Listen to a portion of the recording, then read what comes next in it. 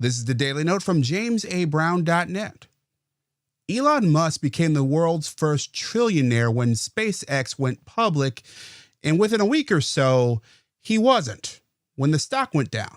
That sounds almost like satire if it wasn't the way the world works. And all this makes me wonder what I would do if I had $1 trillion. First, I'd build a new studio and pay off my debt. And I'd get a new car and a house somewhere warm with no income taxes. And I'd buy the Buffalo Bills and the rest of the NFL, the NBA and baseball and hockey too. And I could, because all those teams together are worth about $550 billion, which means I'd have about $450 billion left. So yes, if I had $1 trillion, I'd be rich.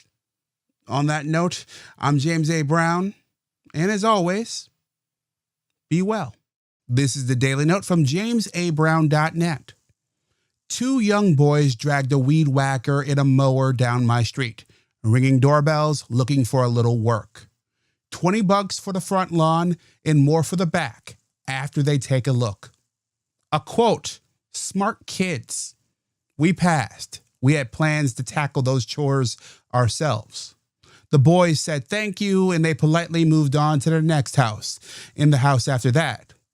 But I must admit, I admire their hustle and their work ethic, because those boys, they're making the most of what they have. A little gas, some equipment, strong backs, boundless energy, and some ambition. All that should bode well for their futures. So what did your first little job teach you? Let me know in the comments, and check out more on jamesabrown.net. On that note, I'm James A. Brown, and as always, be well. Stephen Wright is a stand-up comedian who has spent more than 5 decades mastering the deadpan one-liner. He's told thousands of jokes, but there's one I can't stop thinking about. He once said, "I intend to live forever.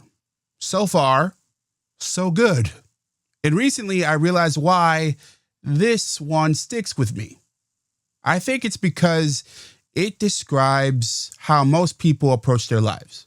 We're just out here planning to keep going with good intentions. So far, so good. Or at least I do, most of the time. What about you? And what do you think about this?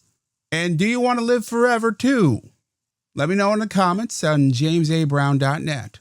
On that note, I'm James A. Brown, and as always, be well.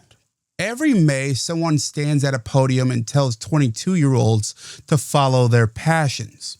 And everyone cheers, and nobody mentions the tens or hundreds of thousands in debt waiting for them in the parking lot. Follow your passion is beautiful advice if you can afford it. But most graduates can't. And they're walking into a market that wants experience they don't have and knows AI doesn't want vacations or health insurance. So these kids take the first job they can get, and that passion talk becomes a nice memory from a day where they wore a funny hat. Now, I'm not against passion. The Daily Note is a passion project. I just prefer honesty. Something like, find something you're good at that someone will pay you for would suffice. On that note, I'm James A. Brown, and as always, be well.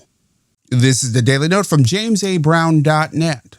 The speed limit on most highways is somewhere between 55 and 65, but the speed of traffic is somewhere between 75 and 80, and people get mad if I follow the law. Everybody knows this. The cops know this. The lawmakers know this. You know this. I know it. The same thing on city streets. If it's 30, most people are going 35. If it's 20, most people are going 25. And we're all fine with it, for the most part, because we've quietly agreed that the rule is more of a suggestion. And we wonder why kids stop taking the rules seriously. They learned it from us. What do you think? Let me know on jamesabrown.net. On that note, I'm James A. Brown, and as always, be well.